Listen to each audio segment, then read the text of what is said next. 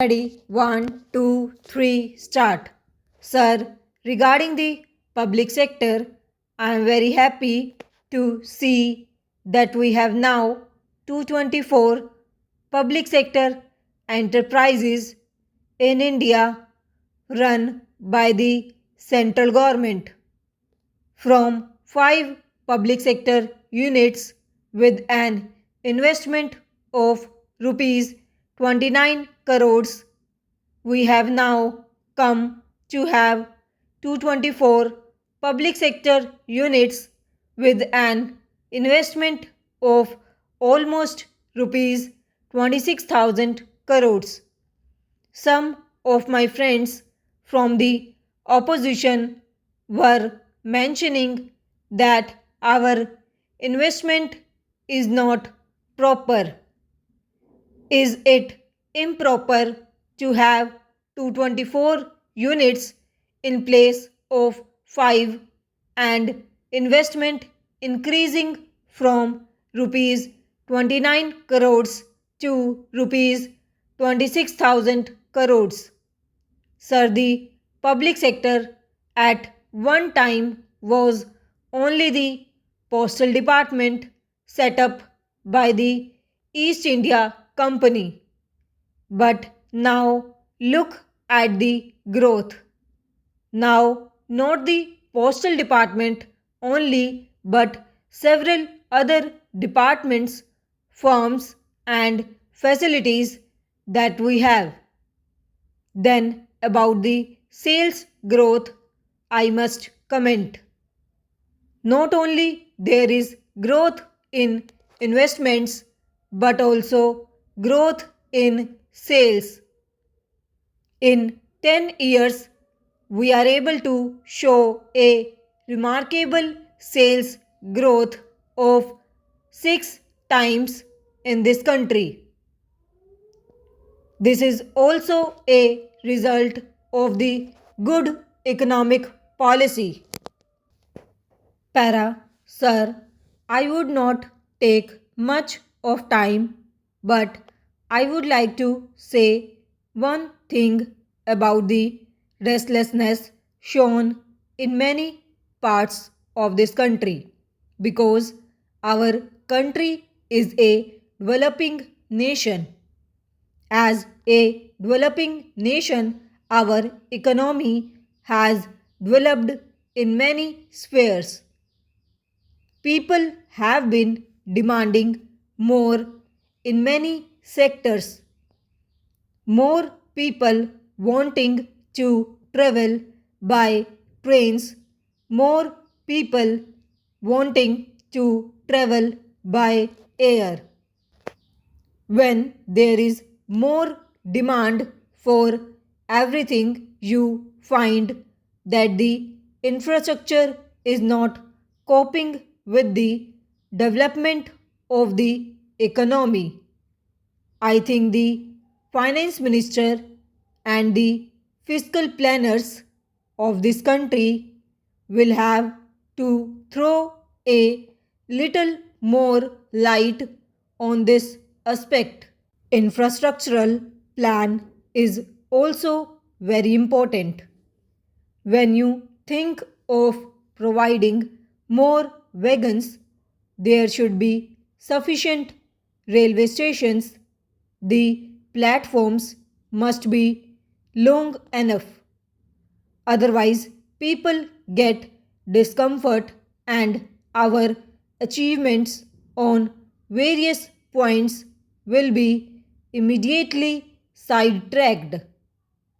By more waiting at the railway station for hours, I think the passengers will feel that nothing is achieved in our country and that everything is of disadvantage of them. He forgets immediately the achievements made in this country.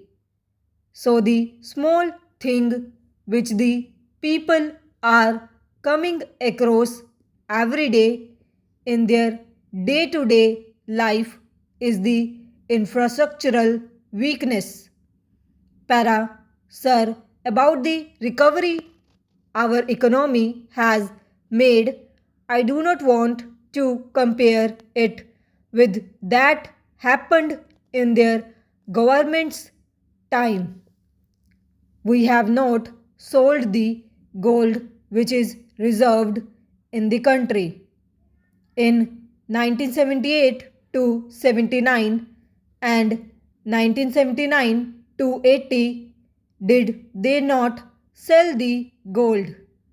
Did they not stop collections for cheap popularity?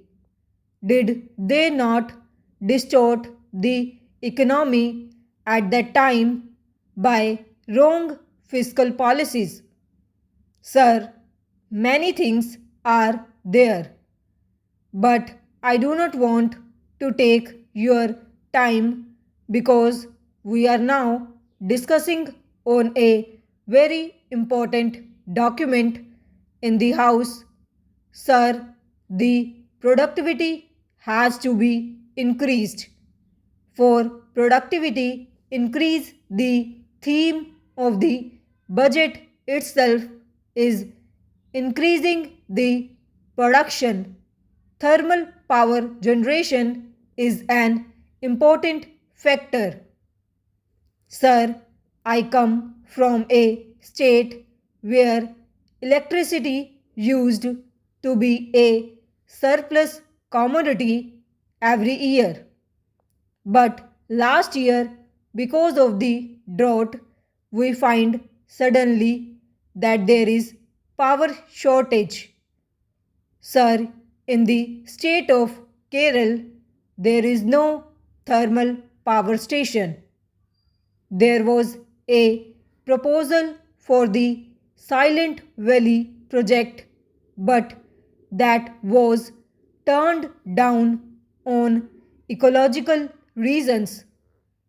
We accept it fully because ecology, protecting nature, is very important, and we welcome the decision of the Prime Minister and the Government of India.